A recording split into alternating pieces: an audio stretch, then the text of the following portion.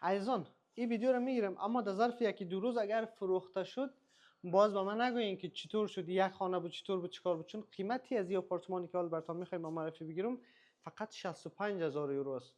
حوض آبازی داخلی، بیرونی، سونا، فیتنس، ماساژ، پارکینگ، سکیوریتی 24 ساعته، همه چیز، حتی تا سینما رو هم داره، فضای سبز برای باربیکیو، تمام امکانات و منظره بحر هم داره.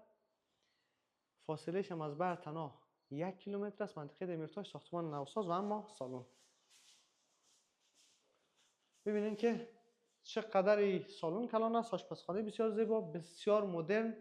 و عزیزان فقط یک واحد با قیمت 65000 داریم. یعنی اینو براتون میگم که اگر کسی تصمیم داره زودتر تصمیم بگیره. سالن آشپزخانه رو دیدیم.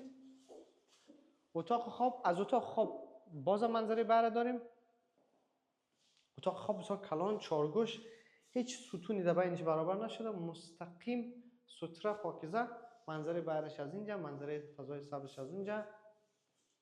بیاین حمام تشناب.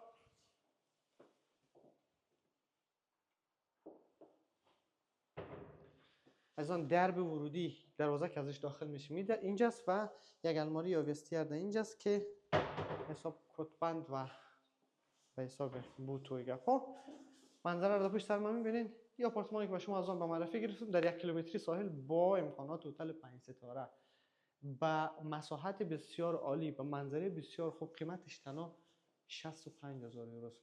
این خود فروخته میشه. باز ما برای شما عزیزان خواهد گفتیم که فروخته شد، باز شما خواهد گفتیم که چطور شد یک دانه بود، چون همین یک دانه است فعلا به فروش با این قیمت. دیگه امیدوار هستم که خوش شانس شما باشین که میگیرین. زنده و سلامت باشین. باقی وقت شما خوش. امان نگهدار.